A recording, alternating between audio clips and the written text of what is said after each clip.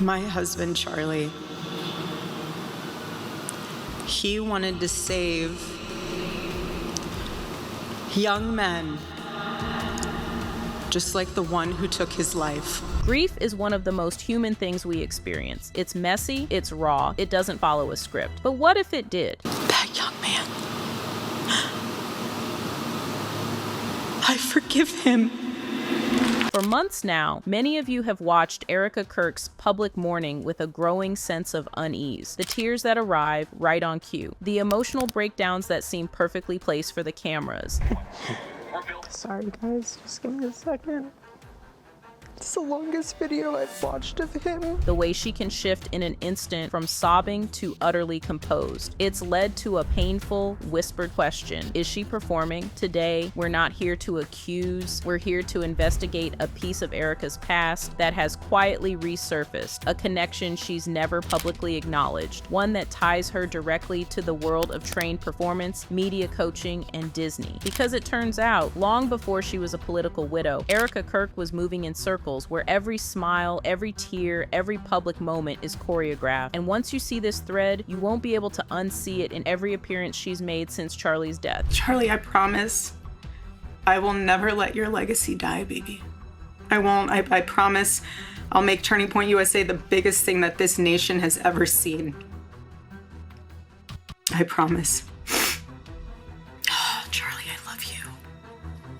I love you, baby. Let's start with a photo, one that's been buried since 2014. This is Erika Kirk with David Henry. Yes, Wizards of Waverly Place David Henry. They're close, comfortable, but this wasn't a chance meeting, and it's just the beginning of a trail that leads straight into the heart of Hollywood's performance machine and raises unavoidable questions about what we've been watching all along. Now, this image alone is just a moment in time, but it's the caption Erika wrote that gives it weight. She spoke of deep appreciation, of shared purpose and calling. This wasn't a casual fan photo. It was framed as a meaningful connection, and that connection is significant. So much so, it left people online completely baffled. I'm not surprised. She was always a celebrity and fame chaser. This lady gives me the creeps. I always trust my gut instincts. Not surprised at all. She's always been about attention and was also on a reality show before meeting Charlie. She was always chasing fame. You see, David Henry isn't just an actor. He is a product of the Disney system. That means years of media coaching, of learning how to hit emotional marks on cue, of understanding how a performance translates through a lens to an audience. Let's break down what that environment teaches. 1, how to access emotion on demand for takes, for press interviews, for red carpets. 2, how to pivot from a raw emotional scene to a composed, camera-ready smile in seconds. 3, how every public appearance is a form of storytelling, with a beginning, a climax, and a resolution. Erika Kirk didn't just know a Disney actor. She was, by her own description, connected to someone deeply embedded in that world of crafted performance. This friendship suggests she wasn't on the outskirts looking in. She was close enough to understand firsthand how the mechanism works. And that understanding changes how we view everything that came after. Because when you've been in rooms where tears are a technique and composure is a craft, what looks to us like grief might also look like something else entirely. But the Disney link is only the first piece, because as we dig deeper, we find this wasn't an isolated brush with performance. Erika's own history reveals a pattern of positioning herself squarely in the spotlight long before the political stage ever came into view. But as it turns out, the Disney link is only the first clue, because what we're uncovering isn't just about who Erika knew, it's about who she was, long before tragedy ever entered the frame. When we pull back the curtain on Erika Kirk's own past, we don't find a stranger to the spotlight. We find someone who actively sought it out and trained for it in arenas built entirely on performance, poise, and perfected presentation. Let's walk through the resume. First, the pageant stage. In 2012, Erika Kirk was crowned Miss Arizona USA. That means your new Miss Arizona USA 2012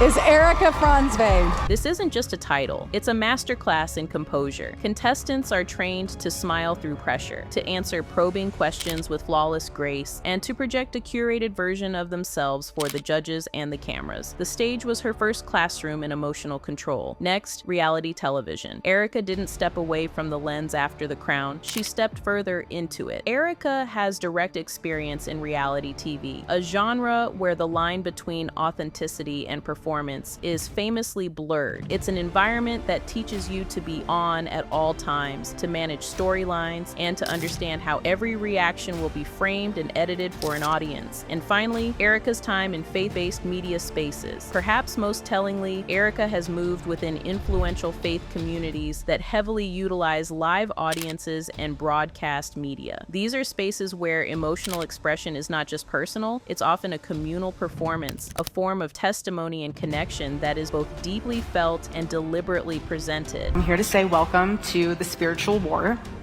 If you're not aware of it, put on the armor, stand your post, you're a woman of the word, and when you feel isolated or unseen, go back to that blueprint. Ruth, Deborah, Hannah, Esther, Mother Mary, any of them. Go back to the blueprint. Fix your eyes on Christ, because this is not for the faint of hearts, this spiritual battle. Now, individually, any one of these could be a footnote in Erika's life, but together they form a revealing portfolio. This is a woman with over a decade of experience in environments where image is managed, emotion is channeled, and the public self is a crafted product. She hasn't just been around performers, she is one by trade and by training, which brings us to the unavoidable and perhaps uncomfortable question at the heart of all this. If her entire adult life has been a preparation for the public eye, then what are we really seeing in her grief? I forgive him. Now, 7 days later, we get this. Nothing is changing, but I want to preface, we're not awkward. We're not like weird. We're not cringe. We're not going to be tweeting as if it's him. That's tone deaf and really disturbing. So is this a case of private sorrow playing out in public, or is it the ultimate performance of her career? To answer that, we need to look at the most critical evidence of all, the performances themselves, and few moments were as scrutinized or as revealing as her speech at Charlie's memorial. Nah, fool. There's no way she just did this. Donald Trump do it. This means I love you. Remember, this was played on all major networks. Charlie Kirk Memorial was something to remember. And this is gonna make me remember. In the midst of her eulogy, Erika did something extraordinary. She publicly forgave the young man accused of shooting Charlie. Man, that young man, I forgive him. A profound, almost unimaginable act of grace, but observers noted something in the delivery. There was a deliberate pause before the line. Viewers close to the stage reported hearing an audible, under-breath repetition of the words, as if she were steadying herself, hitting her mark before delivering the emotional beat with precision. It didn't sound like a spontaneous overflow of mercy. It sounded to many like a rehearsed moment, a scripted climax in a public narrative. Then there's the backstage footage that went viral.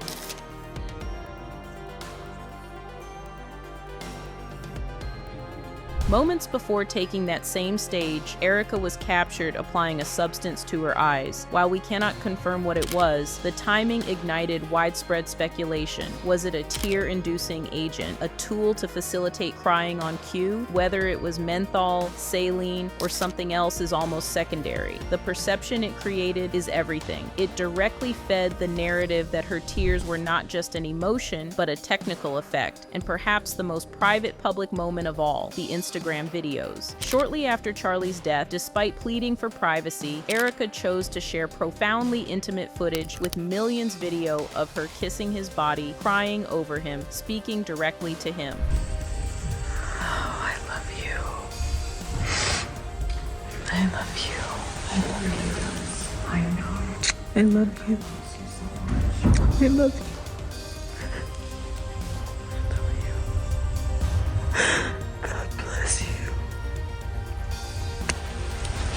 This raises a difficult human question. If the grief is truly private, why broadcast its rawest moments? Who was the audience for that? The act felt less like a personal memorial and more like a curated exhibit of sorrow, a performance where the lines between mourner and content creator became irrevocably blurred. When you view these moments not in isolation, but as a sequence, the rehearsed forgiveness, the pre-stage preparation, the public broadcast of private agony, a pattern emerges that is hard to ignore. It's a pattern that aligns less with the unpredictable journey of grief and more with the techniques of her past, the pageant poise, the reality TV awareness, the media-trained control. This doesn't make her grief false, but it does force us to ask how much of what we're seeing is the emotion and how much is the execution. After walking through this trail of evidence, the Disney connection, the pageant training, the reality TV awareness, and the scrutinized public moments, it would be easy to rush to a simple, damning conclusion. But the truth, as it often is more nuanced and perhaps more uncomfortable. First, let's be clear. Media training is not a crime. It is, in fact, standard for anyone who steps into the public eye. Politicians, entertainers, activists, they are all coached. They learn how to stand, how to speak, how to frame their emotions for the camera. These skills help them survive in an arena that magnifies every flaw and every tear. Erika Kirk's background in pageants, reality TV, and her proximity to trained performers like David Henry don't prove insincerity. What they prove is exposure. For over a decade, she has been immersed in environments where the self is presented, perfected, and performed. This context helps explain what we've all observed: her composure under unimaginable pressure, her ability to deliver emotional lines with precision, her control in the storm. She is, by training and by habit, a professional at being public, but that is precisely what makes this so deeply complex and so haunting to watch, because grief is not a performance. It is not a skill. It is the very opposite of control. It is the part of us that remains unscripted, unrehearsed, and utterly human. So when we see someone navigate loss with the tools of a performer, we are left in a difficult place. We are not just watching a widow grieve. We are watching a trained communicator grieve. And that forces us to sit with a question that has no easy answer. Are we witnessing her heart or her craft? And perhaps the most unsettling possibility of all, is it possible we are witnessing both at the very same time? In the end, this story is not a verdict. It is a mirror. It asks us how we tell the difference between the person and the presentation, between the feeling and the performance, in our leaders, in our celebrities, and in the stories we choose to believe. And that is a question we're sitting with long after the camera cuts away. What do you think of all this drama? Let me know your opinion in the comments. Till next time, bye.